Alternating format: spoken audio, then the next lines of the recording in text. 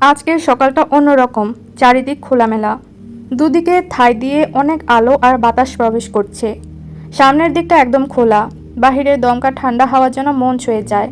কলিজা ঠান্ডা হয়ে যাওয়া বাতাস। রোজি আর নিলয় ঘুমিয়ে আছে, একে অপরকে আষ্টে পৃষ্ঠে জড়িয়ে। তাদের গায়ে কমফোর্টার ছাড়া আর কিছুই নেই। এমন দমকা বাতাসে আর চারিদিকে পানির স্রোতের শব্দে মন জুড়ে ঘুম আসছে। তাও রোজি আড়মোড়া ভেঙে ওঠার চেষ্টা করছে, কিন্তু নিলয় যেভাবে রোজিকে ধরে শুয়ে আছে, রোজি নড়তেও পারছে না। নিলয় ছাড়ছে না দেখে রোজি নিলয়কে আস্তে আস্তে ডাকে, শুনছেন, ছাড়ুন আমায়। নিলয় তাও রোজিকে ছাড়ে না, আরও টেনে নিজের কাছে নেয়। এটা দেখে রোজি চিল্লিয়ে ওঠে, কি বললাম আমি? নিলয় বলল, যান ঘুমোতে দাও। রোজি বলল, আমি ফ্রেশ হব, ছাড়ুন আমায়। আ নিলয় ছেড়ে দিল রোজিকে। রোজি উঠে নিলয়ের ডোলা ডোলা গেঞ্জিটা পরে নিল, যা তার হাঁটুর সমান। রোজি ওটা পরে নিজের ওয়াশরুমে ঢুকে পড়ে, একদম গোসল করে, কিন্তু সে তো ড্রেস আনেনি। তারপর সে দরজাটা খুলে মাথাটা হালকা করে বের করে ডাকে, এই যে শুনছেন? নিলয় নিশ্চুপ। রোজি আবার বলল, শুনছেন? নিলয় আবারও নিশ্চুপ। রোজি বলে, নিলয় শুনছেন? নিলয় বলল, বলো। রোজি বলে, আমাকে একটা ড্রেস দিয়ে যান। নিলয় বলে, দিলে আমার লাভ কি?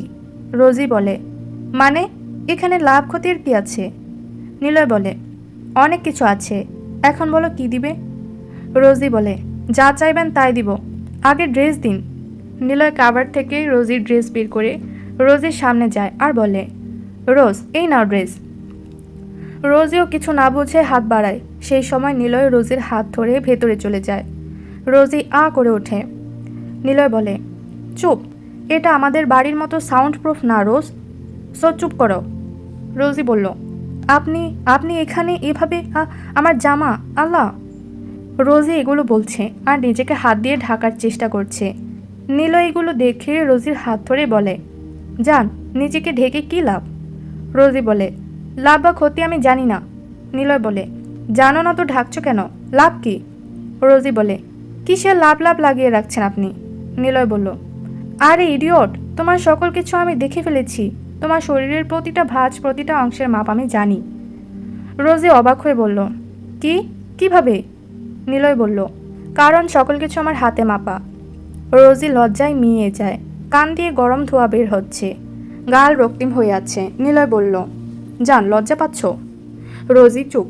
নিলয় বলল, যান। রোজি বলে, আমার জামা দিন প্লিজ। নিলয়ের কি সেদিকে খেয়াল আছে? সে তো রোজিকে স্ক্যান করতে ব্যস্ত। রোজি নিলয়ের দিকে তাকিয়ে দেখে নিলয় রোজির দিকে তাকিয়ে আছে, তার শরীরটা যেন পরক করছে। এটা দেখে রোজি মগ ভর্তি পানি নিলয়ের দিকে ছুঁড়ে মারে। নিলয় বলে, কি করলে এটা? রোজি বলে, আপনি ঘোরে চলে যাচ্ছিলেন তাই। নিলয় বলল, তবে রে? বলেই রোজিকে জড়িয়ে ধরে, ওর ভেজা চুলগুলো এক হাত দিয়ে টেনে ধরে, মাথাটা উঁচু করে তাকিয়ে থাকে। রোজির মুখে বিন্দু বিন্দু পানি গড়িয়ে পড়ছে। রোজির পানিতে ভেজা শরীরে কিছু নেই, পানি বেয়ে বেয়ে পড়ছে মসৃণ ত্বক থেকে। নিলয় দৃষ্টি পাল্টে চোখ গেল রোজির বুকে। নিলয় দেখল রোজির বুক থেকে পানির স্রোত নামছে। আরও একটু নিচে তাকাতে নিলয় শুকনো ঢোক গেল। কিছুক্ষণ পর নিলয় ডুব দিল রোজিতে। অনেকক্ষণ পর রোজি বলল, আমার আবার গোসল করতে হবে। নিলয় বলল, দুজন একসাথে করব, চলো। রোজি বলল, কি না? এ শুনে কার কথা? নিলয় রোজিকে কুলে নিয়ে শাওয়ার সেরে নেয় দুজনে। এইটুকুই ছিল ভিলেন গল্পের পর্ব 17। ভিডিওটি ভালো লাগলে একটি লাইক দিবেন এবং পরবর্তী পর্বগুলো দেখতে চ্যানেলটি সাবস্ক্রাইব করে রাখবেন।